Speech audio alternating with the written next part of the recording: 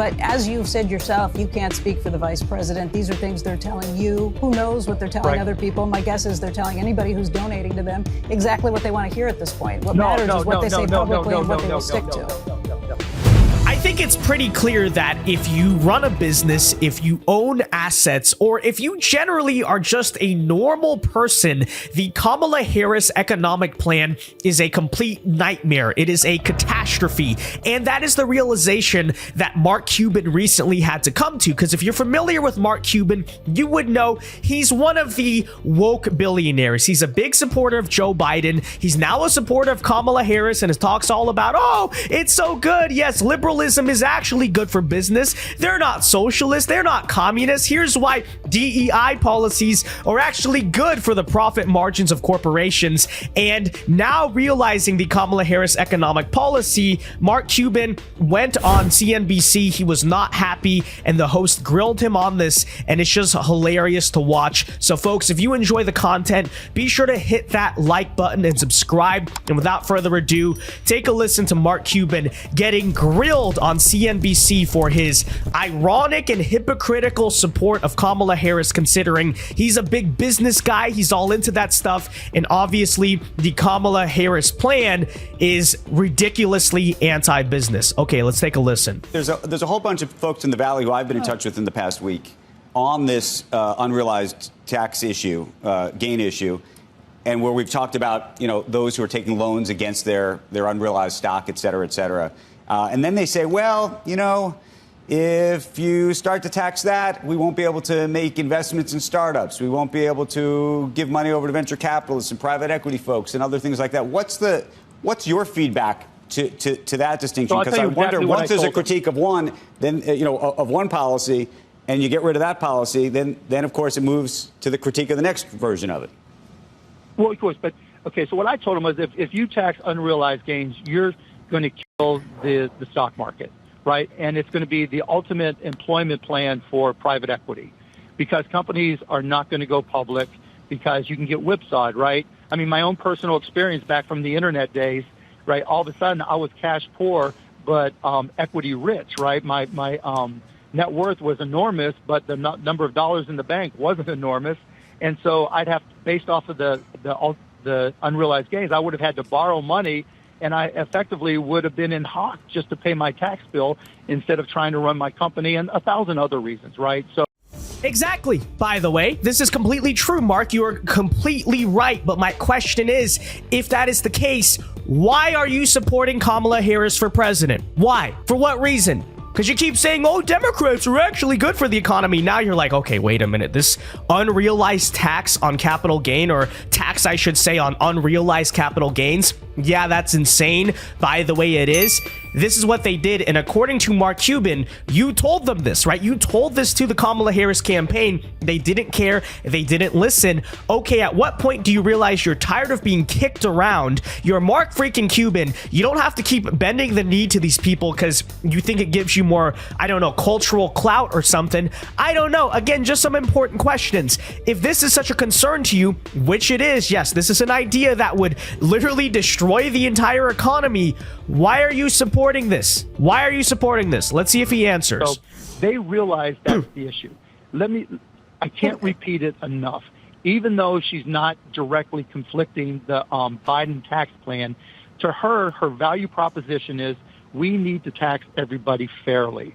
And on this topic, with the economy on shaky ground and some people speculating about a looming recession, protecting your savings has never been more urgent, and that's why I've partnered with Goldco. In times of uncertainty, gold and silver IRAs can offer the security that your retirement needs, shielding you from inflation, market crashes, and the devaluation of the dollar. Goldco makes it simple to roll over your 401k or IRA tax and penalty free, giving you peace of mind in these unpredictable times. Their white glove service means you'll have expert guidance at every step of the way. And plus, right now, you can get up to $10,000 in free silver when you open an account. So don't wait until it's too late. Visit right now at vincegold.com. Again, that is vincegold.com. Get your free information and learn more at vincegold.com. Okay, so you heard there, what is the excuse of Mark Cuban?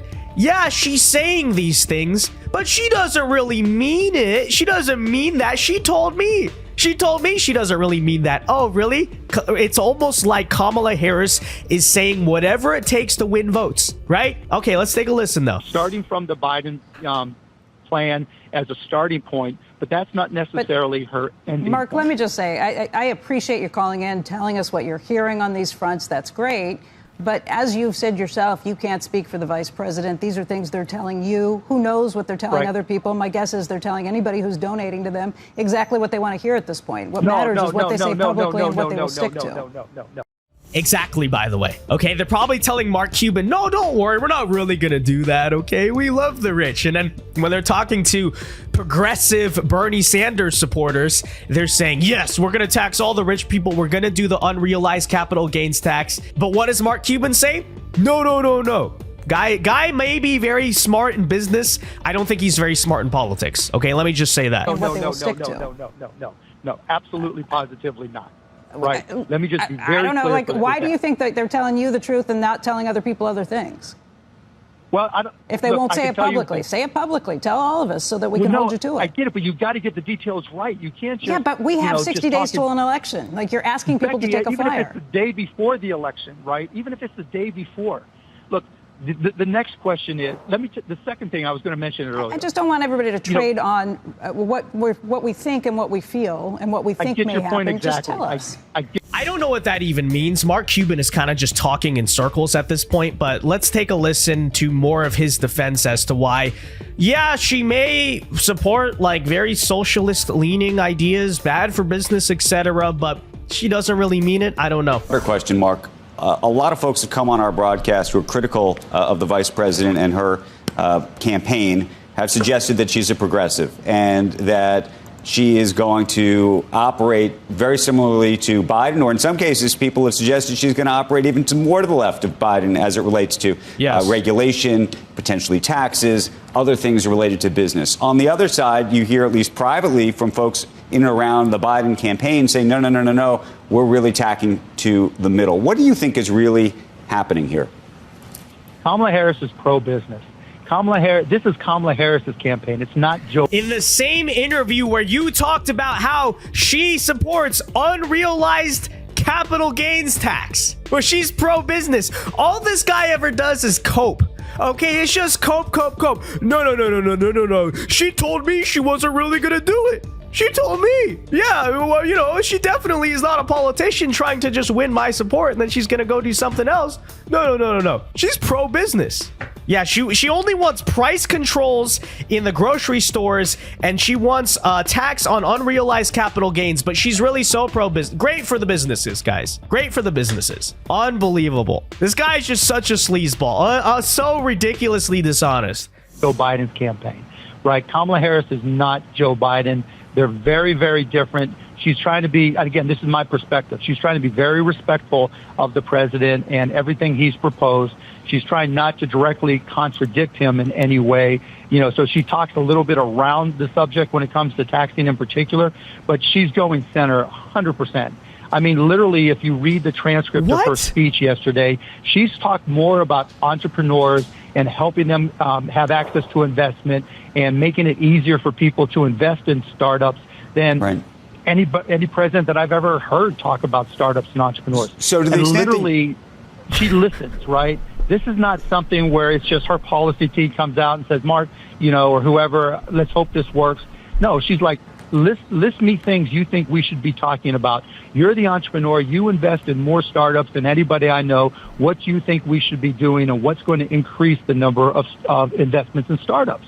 And I've had other conversations with her team where it's like, I literally go through and say, the higher the capital gains tax, the more difficult it is to invest in riskier investments. Right. And she wants to raise the capital gains tax and add one that's like not even realized capital gains tax. I don't understand. Okay, there must be some type of like deal with the devil that goes on here. There's a reason why Mark Cuban is forced to endlessly shill for the Democrats, because what? And the people who have the hardest time getting risk capital are women, people of color, young kids that are coming out of colleges. Okay. Exactly. The people you want to take risk on, the higher the cap gains rate, the harder it is to invest in them for obvious reasons. And they understand that, and they've adapted as a result. Yeah, I'm just going to close by saying this. God forbid if Kamala Harris does get elected, and maybe this is a little cruel to say, but it's true. I just hope that her economic policies, especially in regards to taxation, hit Mark Cuban the hardest. I really do. Okay. And yeah, maybe it's mean to say or whatever, but I also sincerely mean it because he pushed so hard for this. He made so many excuses for it. Okay, then let him deal with the reality that he's been pushing for and advocating for. It's just so true because it just makes all the excuses. She talked about unrealized capital gains tax. Oh, but she's not really going to do it. No. Here's what she's really going to do. It's like she said, and this is a common theme, by the way. She says something out loud, but the excuse is she's not really going to do it. Then what is she going to do? Okay, she has very little policies. The things that she does say out loud, we're supposed to believe she's not serious. So what is she serious about? Nobody knows, but you know, oh my gosh, she's such a great candidate. That said, let me know your thoughts on this in the comment section down below. Be sure to leave a like on this video, subscribe if you are new, and until next time, God bless and peace.